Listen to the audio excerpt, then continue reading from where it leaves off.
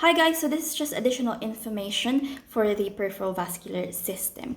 So I just want to quickly go over some of the common concerning symptoms and some of the common disorders that we see in the peripheral vascular system. So firstly, we have PAD, which stands for peripheral artery disease. This is also known as arterial insufficiency. Peripheral artery disease is the abnormal narrowing of the arteries apart from the arteries that supply the heart and the brain. So this includes the abdominal aorta, its mesenteric and renal branches, the arteries of the lower and the upper extremities. So the risk factors include hypertension is the one of the main ones, because high blood pressure causes turbulent blood flow in the arteries, and actually that damages that smooth endothelial lining. Also, smoking is a big one. Diabetes is a big one because that makes the blood quite gloopy. People who are from African American descent, because in this population hypertension is prevalent. Also people with high blood cholesterol, because that contributes to the plaque buildup, which then contributes to the narrowing of the arteries. Some of the warning signs include the leg feeling cold to touch, paleness of the skin. Also, the skin may appear, you might see like loss of hair in the leg area. There can be exertional pain. So when someone is like exercising or when someone is walking, they may get pain. Especially in the calf area, which is then relieved by rest. So this is called intermittent claudication. And usually at the later stages of the disease, they might even get pain even at rest. Also, they might get the same pain when they elevate their legs, because this makes it more difficult for the blood to be pumped to the peripheries, as the pumping has to work against gravity.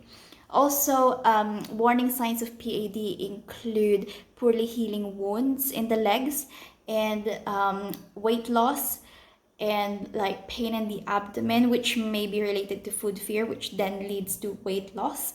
Another arterial disorder is called Raynaud's phenomenon or Raynaud's disease. So this is the episodic reversible vasospasm or vasoconstriction of the small arteries in the fingers and the toes, which is usually triggered by cold temperatures. In terms of venous disorders, we have superficial phlebitis, which is just the inflammation of the superficial veins. We can also get chronic venous insufficiency.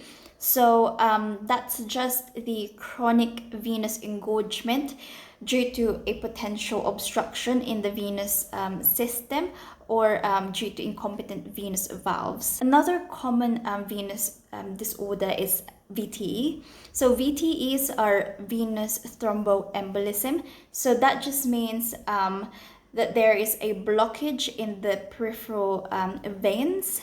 And this is especially common in the lower extremities. So a DVT, a deep vein thrombosis, is the most common type of VTE.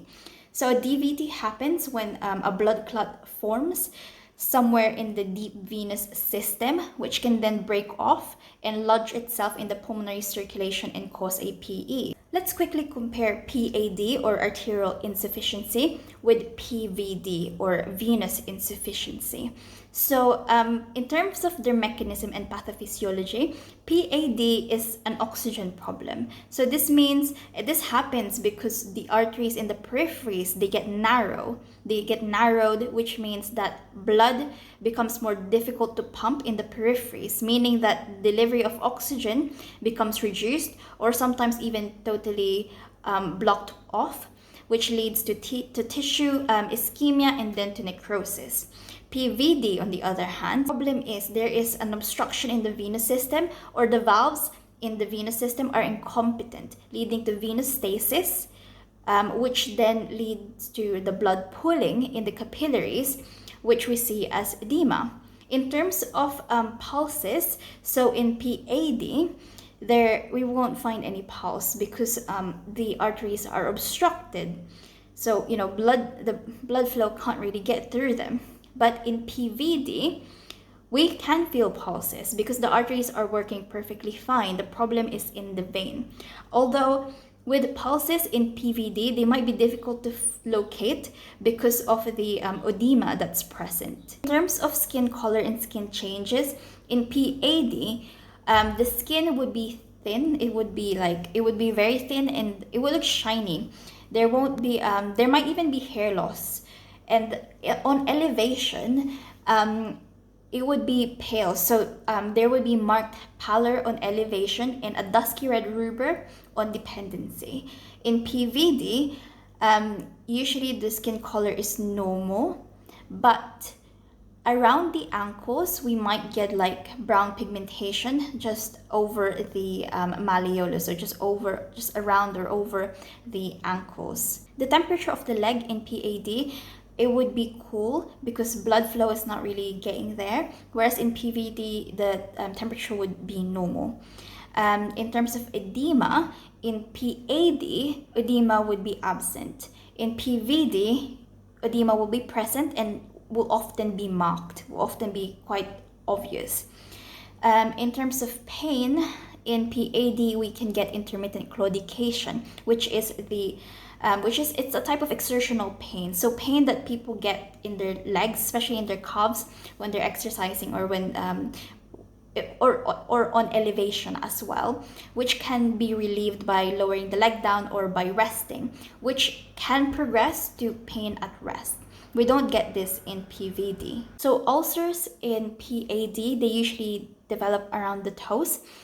And in advanced stages, we may see gangrene, which is like the death of the tissue due to the lack of blood supply, which may need to be amputated.